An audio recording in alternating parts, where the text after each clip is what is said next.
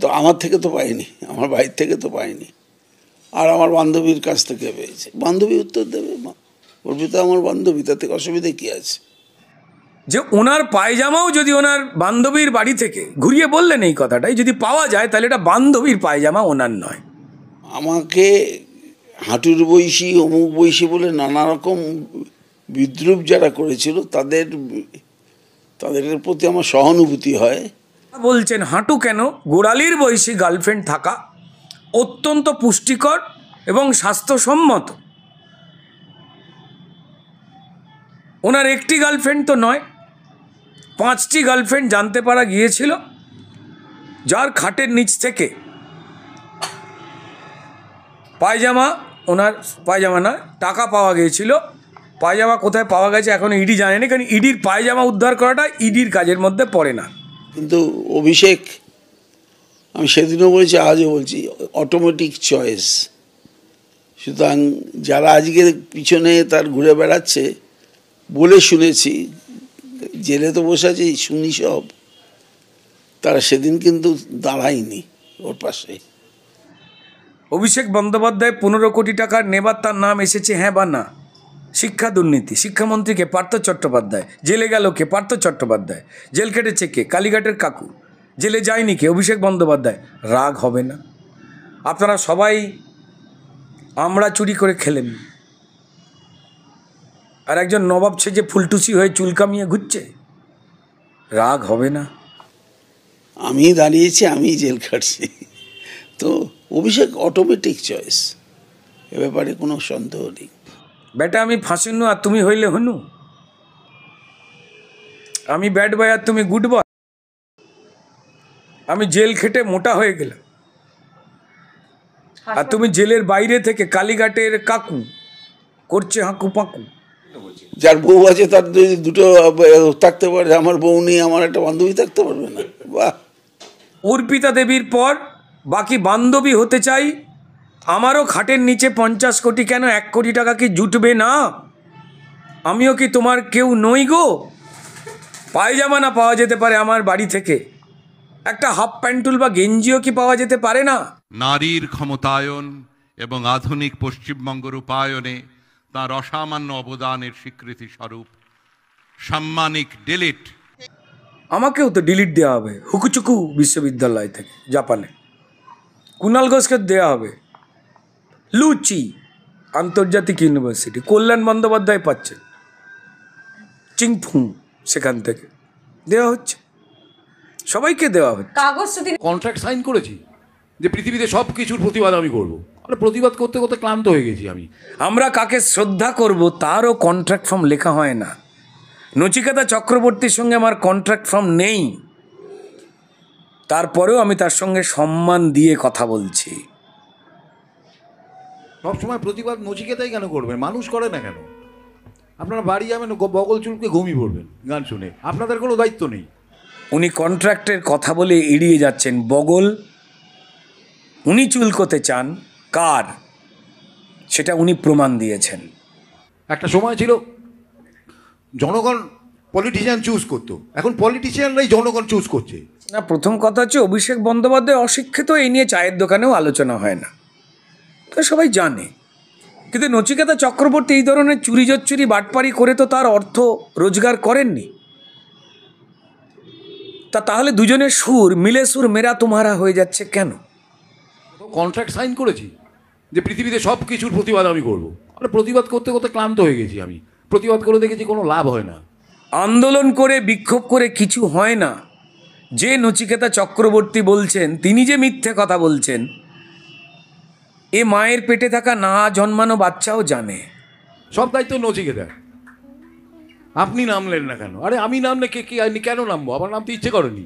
যা bank balance বানাবার বানিয়ে নিয়েছি, তৃণমূলকে তেল দিয়ে আরও যদি কিছু বানাতে পারি সেটা উপরি পাও না। ছেলে মেয়ের ভবিষ্যতের জন্য ব্যাংক ব্যালেন্সে টাকা ঢোকানো হয়ে গেছে, তাই লোকে কি বললাম আর যায় আসে না, আমি এখন এক্সট্রা টাইম খেলছি শিল্পী হিসেবে। দেখুন, নচিকেতা চক্রবর্তীর এই বয়সে এসে এই ধরনের মন্তব্য আসলে স্ববিরোধিতার প্রমাণ দেওয়া। এই আগুন পাখি নচিকেতা চক্রবর্তী আমাদের ফেভারিট হয়েছিলেন সমাজে নানানবিধ যে আন্দোলনগুলো হতো, বিক্ষোভগুলো হতো, যা দিয়ে নিয়ম পাল্টেছে, সিস্টেম পাল্টেছে, যে কোনো রাজ্য সরকার সতর্ক হয়েছে, এমনকি সরকার পড়েও গেছে এই আন্দোলনে। এটা জানবার পর, এটা দেখবার পর আন্দোলন করে বিক্ষোভ করে কিছু হয় না। যে নচিকেতা চক্রবর্তী বলছেন, তিনি যে মিথ্যে কথা বলছেন, এ মায়ের পেটে থাকা না জন্মানো বাচ্চাও জানে, যে মায়ের পেট থেকে শুনতে পাচ্ছে বাইরে কি মিথ্যের কলরব নচিকেতা চক্রবর্তী করছেন। তার প্রত্যেকটা গানের মধ্যেই বিদ্রোহ, বিক্ষোভ, বিপ্লব, মিথ্যে অনুশাসনগুলো ভাঙতি ছিল। তার জন্যেই তাকে মানুষ হৃদয়ে বসিয়েছিল। আমাদের ছাত্রাবস্থায় যখন আমরা ছাত্র রাজনীতি করি, তার গান উদ্বেলিত করত। যেমন সেদিনের সুমন চট্টোপাধ্যায়, যিনি হঠাৎ করে ব্যক্তিগত প্রয়োজন থেকে মুসলমান ধর্ম গ্রহণ করেছেন, তাঁর ইচ্ছা, এবং আজকে কবির সুমন হয়ে গিয়ে ঠিক নচিকেতা চক্রবর্তীর মতোই মমতা বন্দ্যোপাধ্যায় এবং অভিষেক বন্দ্যোপাধ্যায় রাজ্যবাসীকে ভুল বোঝাতে, নিজেদের পাপ লুকোতে যে যে কথাগুলো বলছেন, সেই সুর, সেই মিথ্যে কথাগুলোই তারা প্রতিধ্বনিত করছেন। নচিকেতা বাবু, আমার অন্যতম প্রিয় শিল্পী, নিজের বিরোধিতায় দাঁড়ালেন এবং প্রমাণ দিলেন এতদিন ধরে তিনি যে কথাগুলো বলেছিলেন তার গানের লাইনে, সভাতে, সমিতিতে, সেই কথাগুলো হয় মিথ্যে ছিল, আর নাহলে আজকের নচিকেতা চক্রবর্তী নিজে মিথ্যের প্রতিমূর্তি হয়ে উঠতে চান, শ্রদ্ধেয় কবির সুমনের মতোই। এই নচিকেতা চক্রবর্তী গান গেয়েছিলেন, ভিড় করে ইমারত আকাশটা ঢেকে দিয়ে চুরি করে নিয়ে যায় বিকেলের সোনারোদ, চোর চোর চোর চোর। অর্থাৎ যারা জমি দখলকারী, যারা এই প্রমোটার রাজ, যারা গরিব মানুষকে ভয় দেখিয়ে বেআইনি জমি বুঝিয়ে প্রশাসনের সঙ্গে আঁতাত করে আকাশ ঢেকে দিচ্ছে বিল্ডিং তুলে তুলে, তারা সব চোর। তিনি গান গেয়েছিলেন, শৈশব চুরি করে গ্রন্থকীটের দল, যারা বানায় নির্বোধ তারাও চোর। অর্থাৎ এই পার্থ চট্টোপাধ্যায়দের তিনি চোর বলেছিলেন। মজা লাগে। এই লোক, এই ব্যক্তি, এই আমার প্রিয় গায়ক যখন চোর চোর করে সদর্পে গাইতেন আর সারা পশ্চিমবঙ্গ বলতো হ্যাঁ এই তো আগুন পাখি, এই আমাদের কণ্ঠস্বর, সেদিন এই তৃণমূলীয় চোরেরা খুব অপছন্দ করত নচিকেতা চক্রবর্তী।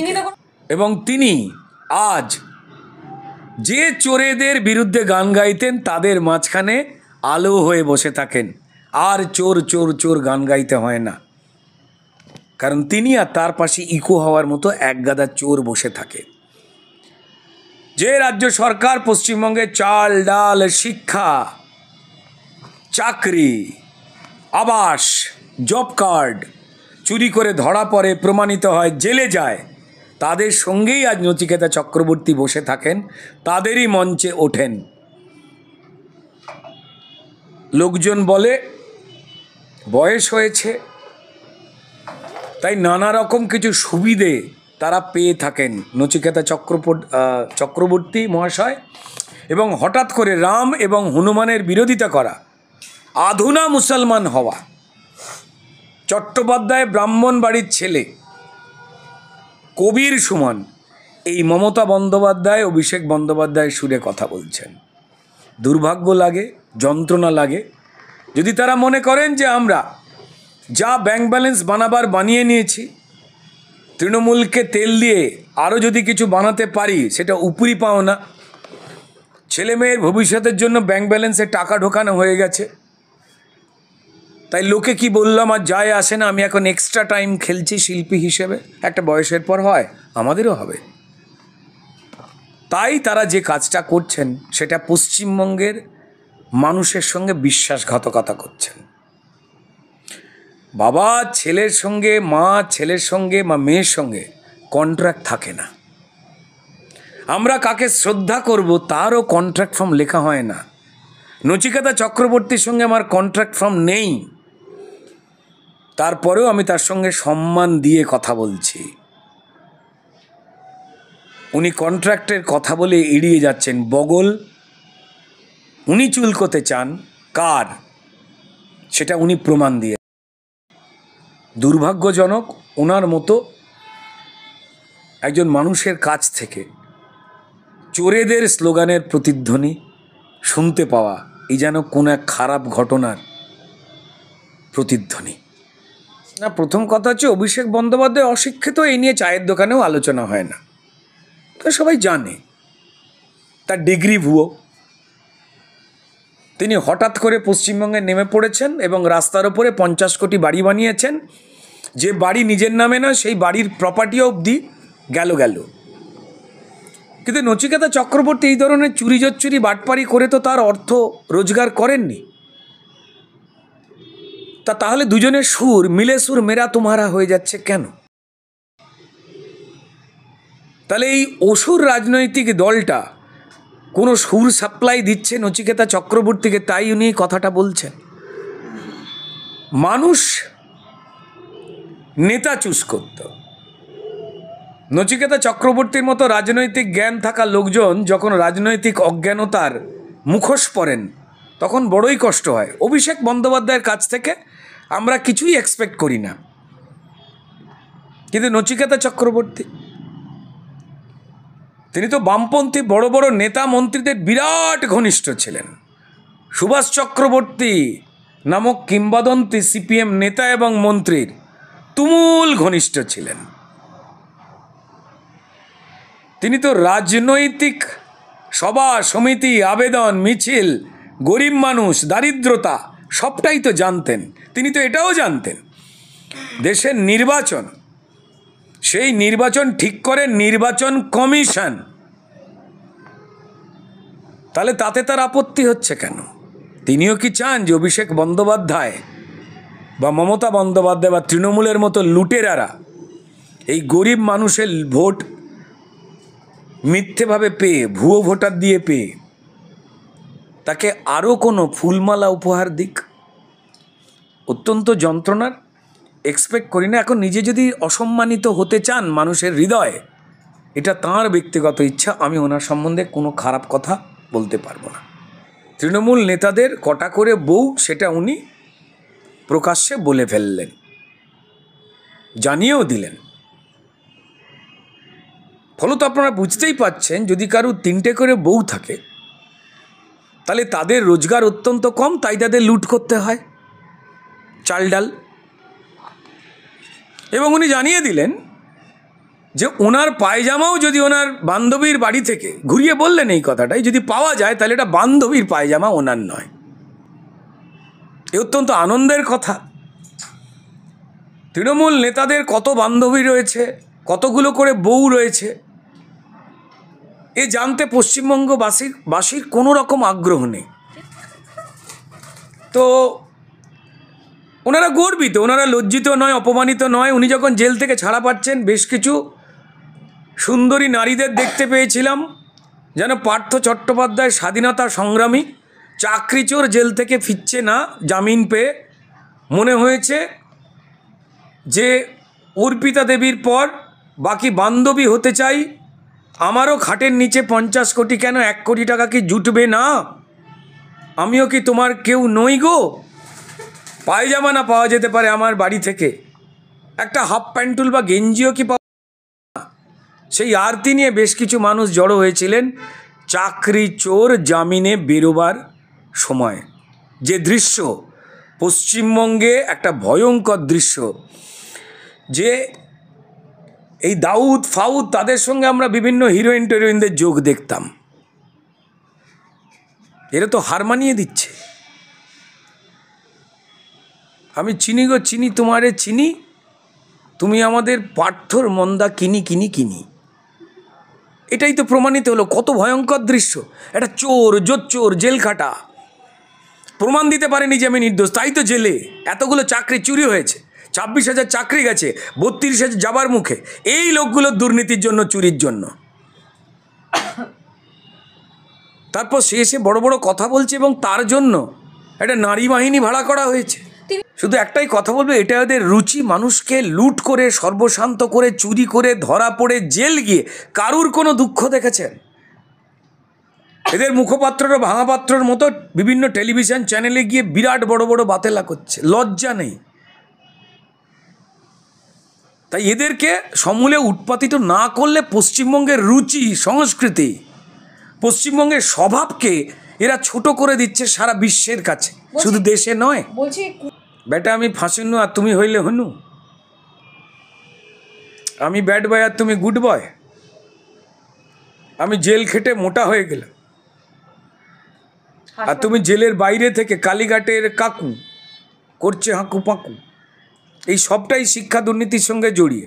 শিক্ষামন্ত্রী পার্থ চট্টোপাধ্যায়, অভিষেক বন্দ্যোপাধ্যায় 15 কোটি টাকা নেবার তার নাম এসেছে, হ্যাঁ বা না? শিক্ষা দুর্নীতি। শিক্ষামন্ত্রীকে পার্থ চট্টোপাধ্যায়, জেলে গেল কে? পার্থ চট্টোপাধ্যায়। জেল কেটেছে কে? কালীঘাটের কাকু। জেলে যায়নি কে? অভিষেক বন্দ্যোপাধ্যায়। রাগ আপনারা সবাই আমরা চুরি করে খেলেন,